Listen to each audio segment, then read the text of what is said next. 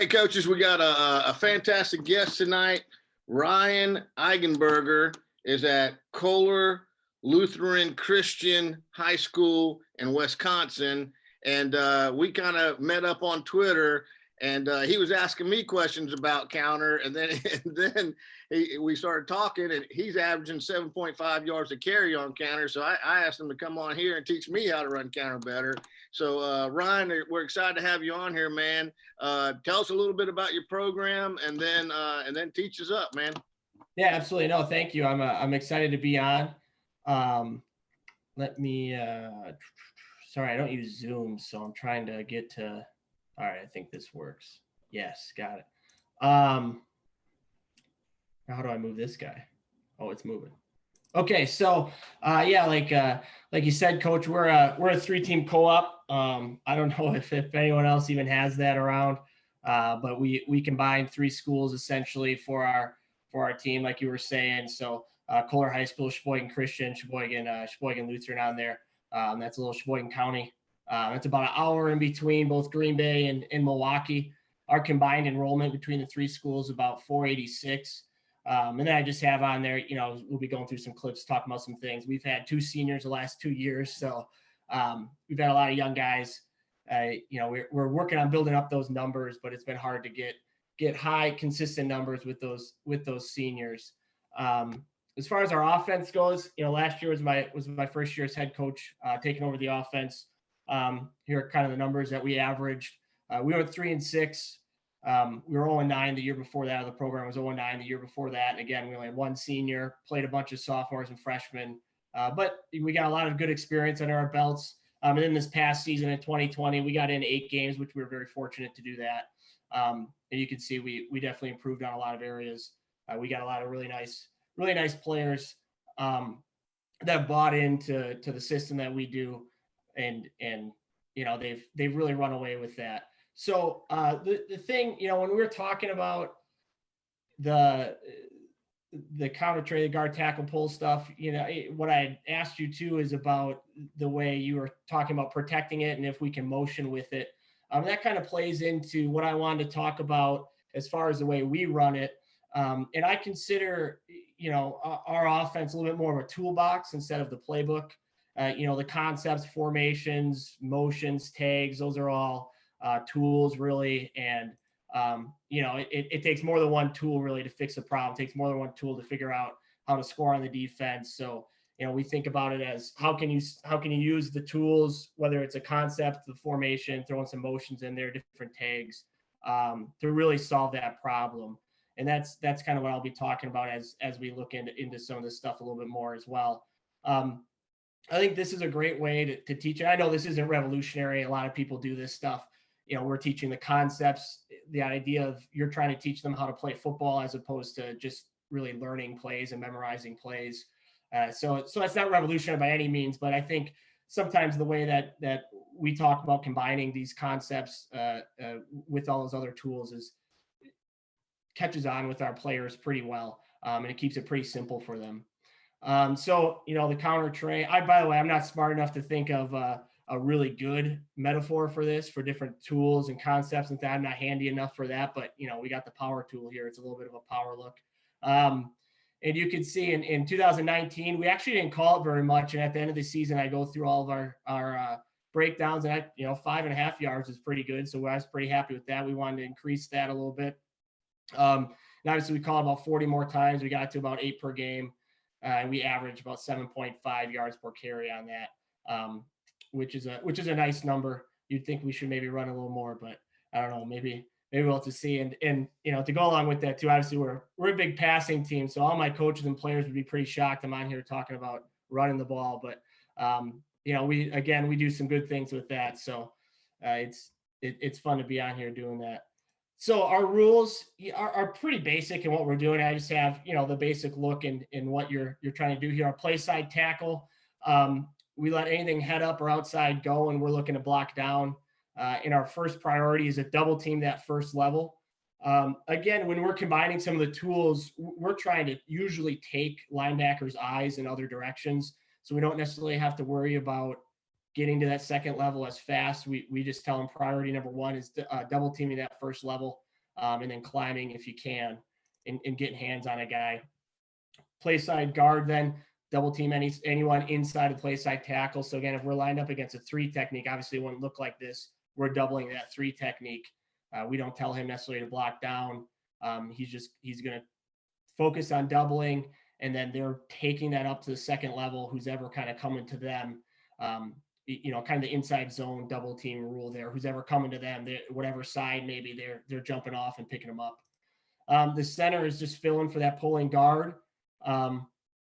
Backside guard pulls and kicks, and then backside tackle pulls and wraps up field. So kind of the basic rules with that, with just your basic guard tackle pull. But looking at some of our coaching points here that we have on there.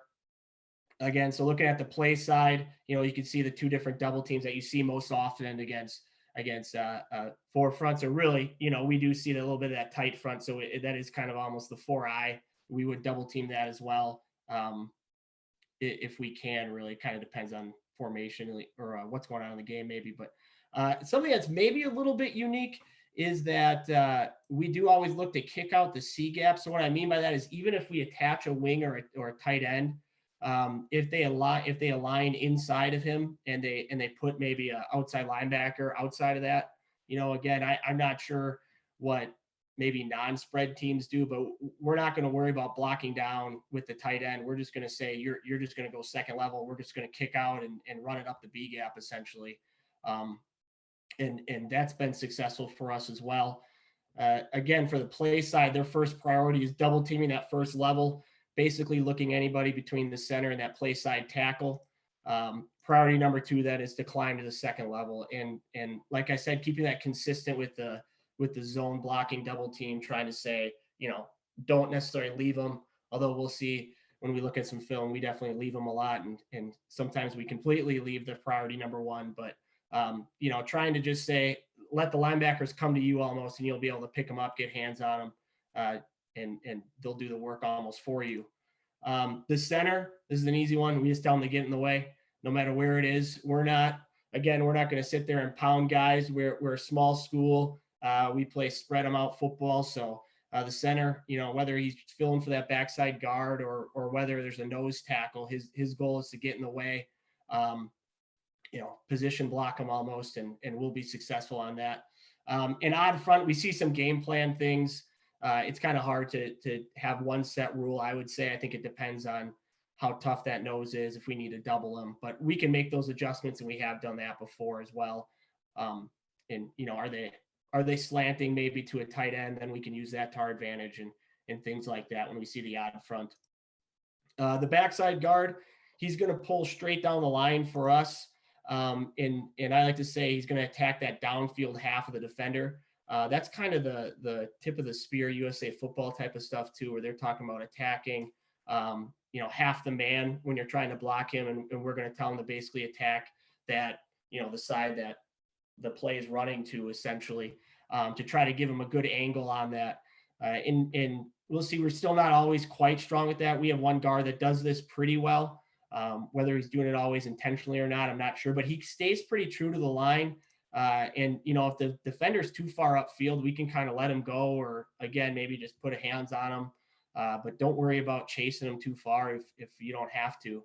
And we do see that quite a few times because we like to pass the ball a lot. So we do get ends that crash pretty far downfield. But those are our coaching points for them. And then obviously if that defender closes that gap down, we log them down inside. And again, we got at least one guard that's pretty good at that. Just kind of goes with them, gets them down inside.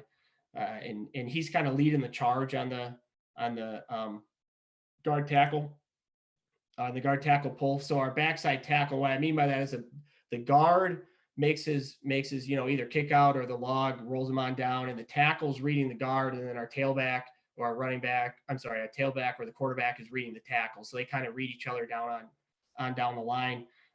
He should pull tight to the line, pull tight to the line, not necessarily to the line of scrimmage. That's always kind of hard to draw up on huddle because when you click on the other guard, you can't really get that. And this is something that we still struggle with a lot. We have some pretty athletic tackles that can get out there and kind of make up for it. But you know, they're trailing, they're a little slow on these pulls. So we want to get this a little bit better, that they're staying tight to that line. And if we're getting a good push, we like to tell them that he can even skip pull. And we'd like to maybe even be a little bit more consistent with this for them, because again, we'll see, you know, our guy gets through there. He's got good speed, but he bellies back so far. It kind of hurts us at times. We also teach a technique to grab grass with their inside arm in practice. So it teaches them to kind of dip that shoulder around grass, you know, kind of without the GR as well. They're kind of grabbing the butts of the linemen that are blocking down and getting around that double team to get upfield. It kind of keeps them square. Then they can see that most dangerous man and find that first threat. So again, I know some guys, I think, tell them maybe to look first inside, look first outside. We just see such unique defenses sometimes that we just tell them to find a threat, you know, get square, get downfield, use their athleticism, and pick up whoever it is. If it's an inside backer coming or if it's an outside backer coming, you got to be ready for it both ways. And then for our quarterbacks and our tailback, you know, if this is where, if we were giving it to the tailback, he's going to step his play side foot forward, try to help that track of the tailback a little bit, step downfield. It lets him to square up to that backside end a little bit better too, gets his eyes on the backside end. We're going to counter step for timing, and he's going to aim at the play side leg of the play side guard there. So, you know, the right side leg of the right guard, basically, or the left side leg of the left guard, depending on the way that we're running it. And that helps keep him on that track. You know, we found in 2019 when we were running this, we had a little bit wide tracks. We were wasting basically a cut by our running backs to getting into that B gap. So we tightened it down a little bit, and the quarterback stepping forward helps that as well, staying on a little bit more of a downhill track to get in there. And then our quarterback run version, this is what I kind of messaged you about as well. We just fake it to the tailback, and he actually goes and blocks that backside end. And we can see, as I was kind of putting some clips together for this, and I've just been going through the last couple of weeks, our end of season offensive stuff, you know, he's wasted a lot. He does get in the way of that defensive end, but we could essentially just read him and you know, do kind of that outside zone look the other way, or that across look. But we basically just fake it. He goes and blocks that backside end just so he doesn't get a free run at our quarterback. And that quarterback then is the one following that backside tackle. You know, other added tools that we have then, like I said, from the toolbox, we'll use different formations. We've run it out of empty a little bit. 3-by-1 was our most successful. Again, when we're throwing quick plays out there, we basically always get at least 3 guys defending our trips formation. So that's pretty successful, whether we're running the GT at the trips or away. Kind of depends on where that overhang is, what they're doing with him.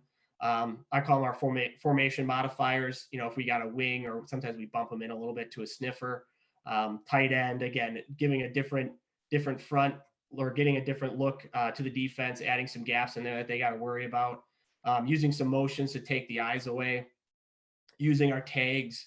Our Q counter is really the more successful one. And then we also threw a little shovel in there that I have film on, where we followed the guard tackle pull with our H-back. And then obviously, you know, we're a big tempo team with our spread stuff. So that's a huge part of our toolbox. We're not bigger than many teams, so we got to get set and get going a little faster than them to get it on there. So I got some plays on here to look at. The first one is just basic out of our basic guard tackle pull. You can see this against a 3 front, an odd front here. They're basically a 5-man box. This guy is not really in the box, but we're running away from him anyway, running at the trips. This game we had a whole right side of our line is not our regular starters. So, you know, we missed a few blocks here, but we get a decent block by our guard coming down. You know, our quarterback's taking a good step in front to help our running back get on that track, like I was talking about. I can slow this down a little bit too. We get a good block there. He's attacking the right side. You can just kind of see the defender's head there. So he's attacking the correct side. He kind of pushes him downfield. We get a good wrap right on this guy right here. and we're hitting the hole then hard right on through. So again, we can see we got good guard tackle. It's not our normal left tackle either. So it's a little bit different look there for us, but we get just enough. Like I said, that's kind of our game plan. Get just enough of the guys, and we can get across and get a good set there going. So this one, why is this maybe successful? Well, I think our bunch, again, what we do there, the tempo that we're probably running with at this time, this is early in the game, we get a good look. And this team wasn't necessarily the strongest, but we get a good run on that. This one, we get a couple different things going. This is against a really nice team. I think if we had a full season, they might have won state. So we lost to them in the playoffs here.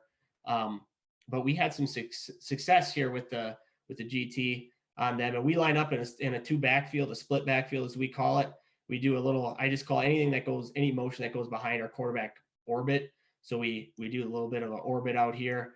And it takes a couple guys, safety, and these two guys are worried about it.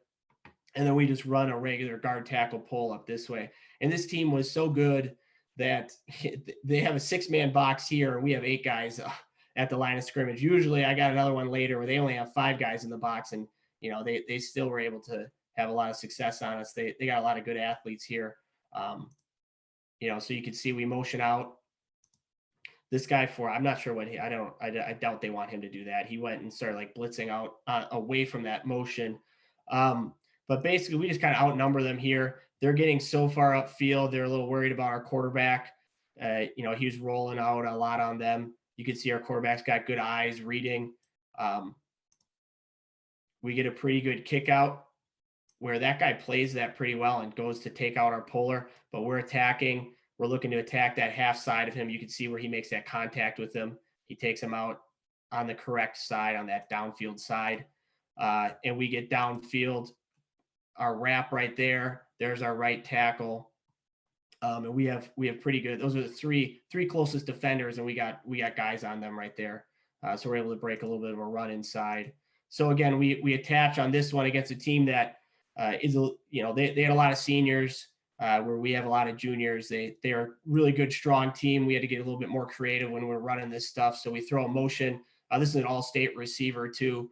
So we're trying to get their eyes going. They're pretty disciplined as far as their linebackers go, but again, they just didn't have that many in the box. So this is a successful play for us on that one. Another one here's this is my version of a trick play as well. There's not much trickery to me, but we throw a little bit of a shovel pass again, this is that all-state receiver right here, where he's just following the guard and the tackle pull. So again, we don't align as a wing very often, so we throw some different tools in here. The wing back, the motion across. We're trying to take eyes across. We're trying to look like we're going to run it. Basically, we outnumber them here. We honestly could have probably ran it this way as well, but we throw a little shovel pass across, and we get a good 40-yard gain on that one. So we look to run this a couple times during the year. You don't want to show it too often, really, but again, this is where we get a pretty good block down. Our right tackle, that's not our normal right tackle. He's a little lost in there. But they're shooting inside so far. We get a good look out. We get our best player the ball essentially, and in a kind of a creative, unique way while we're using our guard tackle blocking techniques. So we kind of get a simple way to give a really unique look that we hadn't shown yet. And I thought it was going to go to the house when we were preparing for it, but they had pretty good flow on that one to run it down. We get a little end zone view here. We started off the game. Again, we're using a little bit different formation. We're in a tight, we have a wing here. We motion the wing across. And I tried this a few other times during the year, one or two times, but it didn't work as well. So on this one, we get a tailback is leading for our quarterback, because we have a guy to block the D end basically here. So I'm not worried about him getting a free run, although we don't block him very well, but it's almost overkill. We almost didn't have to do that because the motion took right there. We're on the snap and we have 1, 2, 3, 4, 5 guys going hopping that way with the motion. So we use that in our toolbox. Again, we throw that as a jet a lot. So we follow this up, big hole out there. and that receiver, this was on their wristband where I have their each individual what they're supposed to do on each play, the assignment. And for some reason, I had him running an out. So if he made a block here, also we would have scored. But he's running the complete other way. But we get a nice look here. Good double team at the point of attack. They're getting a pretty good push there. We get a nice kick out. He doesn't hold that block very well. This is early in the year. He got a little bit better at this. He's kind of runs into him. He's pretty high. That guy takes him on pretty well. But again, if we're getting hands-on guys, our quarterback is quite talented. He can make a lot of guys miss. So, he's working hard on this play. Our running back as well. This ends up being a nice lead. He gets actually a couple one. He blocks another guy, and then he looks again down this way. So that's how you break runs too, when you get guys that work that hard for each other. So, it's almost overkill because again, he's not quite doing anything quite yet, but that was a little different look. We came out of the gate with that one. That was our second play. Here's one again. We get a little bit of a jet motion across. We're in a tight trips as we call it. We got a tight end here.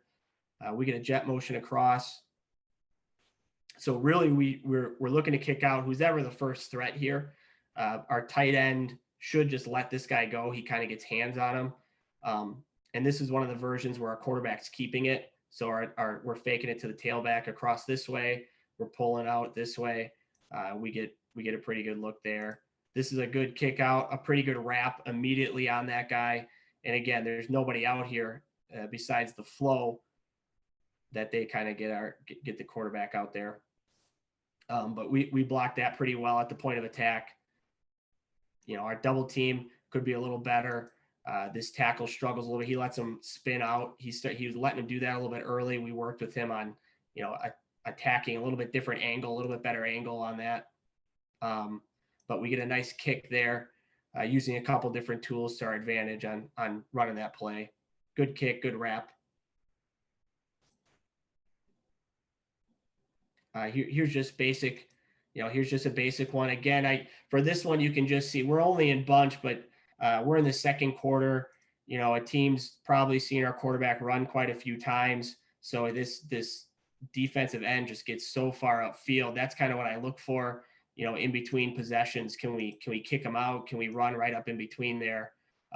Get hands on some linebackers, which we honestly don't do a great job there, but we still get a 10-yard gain as we're pulling on through. So it's kind of when we're calling this one. This was probably one of the better defenses in our conference. They had some good skill guys there, good defensive ends where we're running that. I think I got the end zone view next on this. We're a little tilted, but and you can see here, actually, this is almost another one of our, when you're signaling plays in, I think I signaled this. Honestly, I'd want to run it this way because they have no help over here, but their defensive end to this side is an all-state D end. So if we could kick out that guy and wrap up here, there's nobody there, but I change it because my quarterback looked at me and he didn't want to worry about the D end to that side. So we kind of run it into the teeth of their defense a little bit more, but we get guys working pretty hard on the blocks there. Like I said, you get a good angle. That guy just gets so far, that D end just gets so far upfield where, again, our coaching point, really, we tell him he can just let him go. He should probably just let him go. And we're running it inside of him anyway. And that's our wrapping tackle that's still working downfield. So he's pretty free running through there. Gets a pretty good look on him. Here's just another one.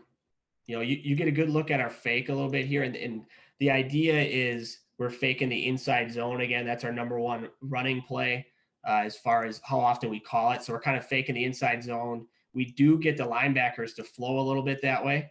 And that gives us just enough time where we're getting upfield and we're busting it to the outside for a good 10-yard score there. So this is where, you'd have a good angle like we were talking in that message, or like your other video was talking about, really, we can read this guy straight across and read that D end. It's about the same thing when I started looking at it, really. Right there, we'd probably just keep it anyway. But the tailback in that case doesn't even make a block. So kind of different looks to add on to that.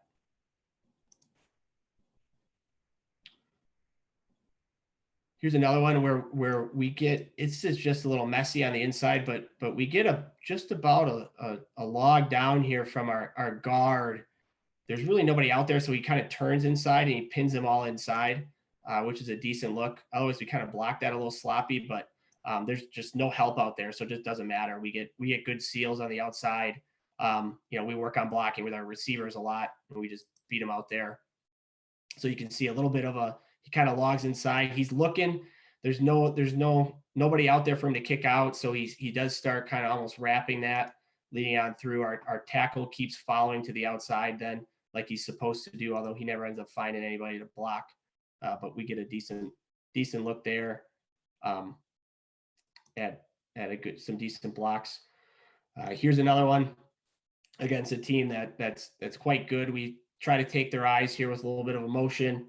And this is where they essentially have a 5-man box. And again, they still did pretty well against us. But we get a good block here.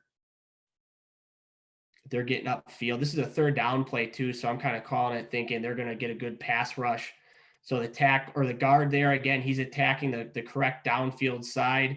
Our tackle has nobody to block down to because again, there's only one linebacker in the box, but he does end up going to that linebacker. Here's our wrap. Like I said, we don't tell him to look inside necessarily. He actually ends up blocking the outside guy there, or at least going after him because he's just looking first threat. That's the first guy he sees. So he does a good job of getting hands on him. We get a pretty good 1st down run there. But again, we're motioning our best receiver across, trying to take some eyes, trying to take some action that way. They're pretty good disciplined with that. And then the other one, I think this is the last ones that I had. And this is the toolbox type of idea in action in the middle of a game. We started, sorry, our film gets a little shaky, but we were running our quads look and we were rolling out this way with basically this is our tailback. He was basically pinning inside. We're running concepts out this way with these 3 receivers. So this DN then started really taking an outside route.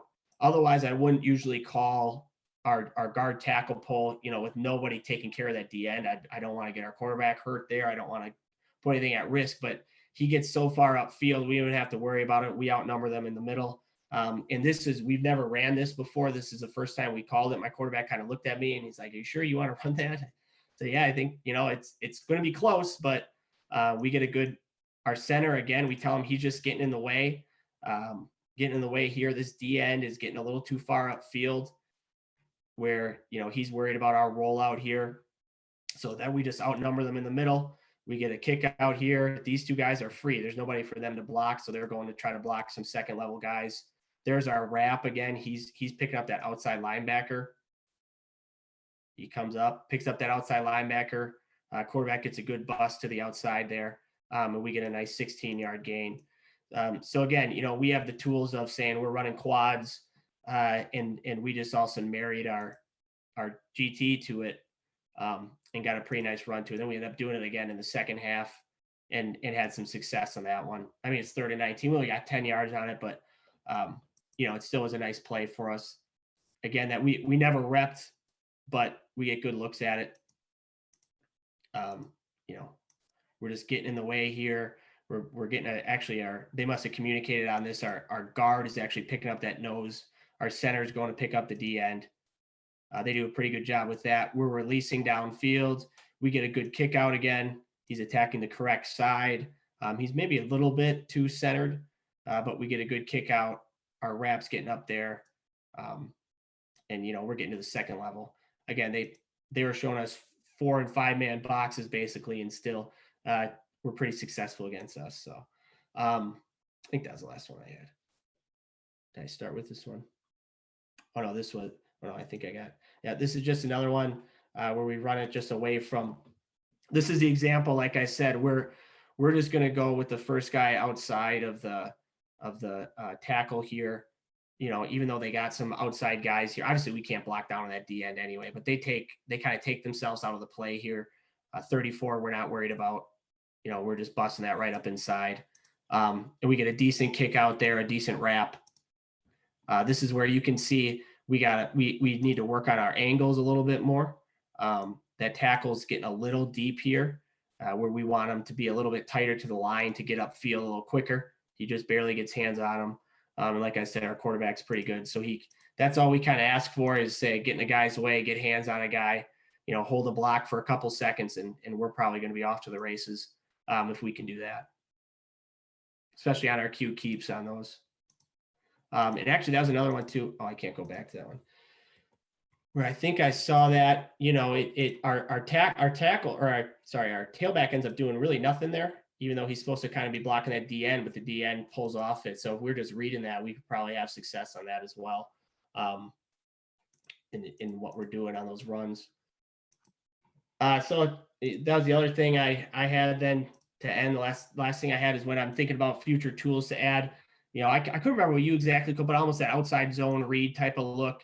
And what I had messaged you about too, and is maybe trying some motion that way as almost a lead blocker. Maybe it depends on how they handle that motion.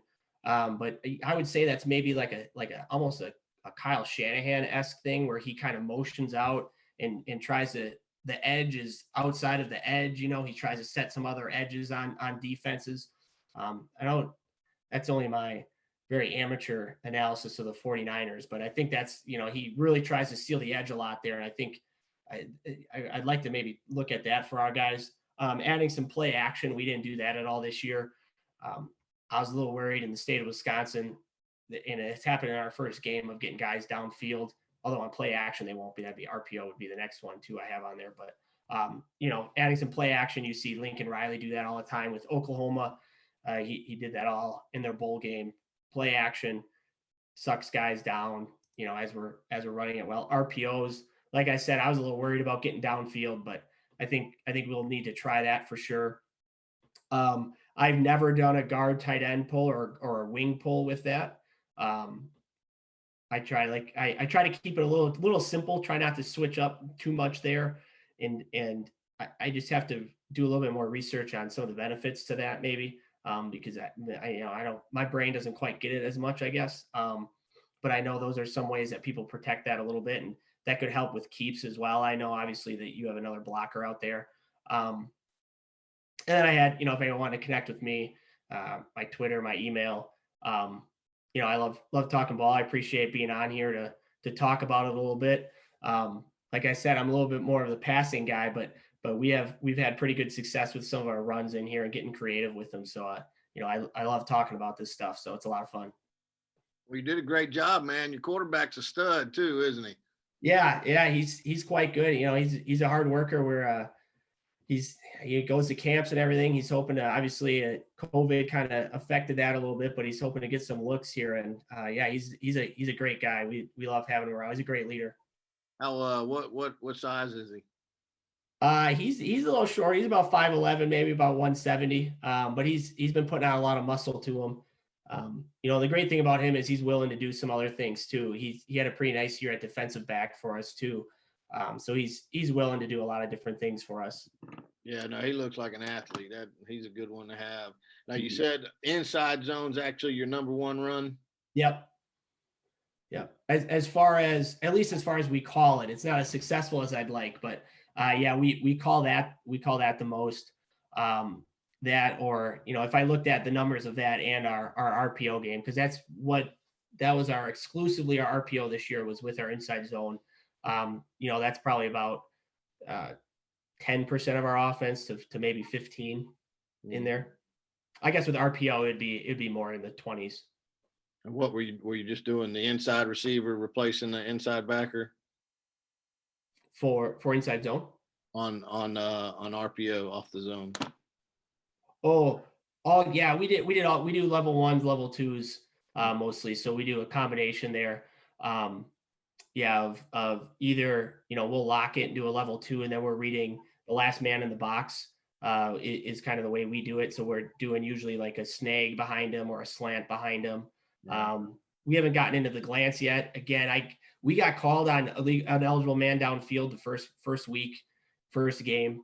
So I didn't push that envelope too much, but then we'll do level one reads where we're letting the DN go and we're throwing bubbles and, burn screens as we call them, or those we can do a couple of the other ones out of doubles. So it sometimes depends on our formation as well. What's your favorite pass concept? I mesh probably. We had a lot of success with that this year. Otherwise, we do like to just throw it deep sometimes as well. But we got one guy that can burn by everybody, so that helped us out a lot. Well, buddy, you did a fantastic job. That's a good looking play and a good looking quarterback, and it's even better when you can sling it around a little bit and then be able to run that inside zone encounter. So you did great, man. Yeah, absolutely. Yeah, thank you. I appreciate it. I appreciate you being on here, buddy. Yeah, absolutely. Thank you very much. Oh, I can stop sharing now.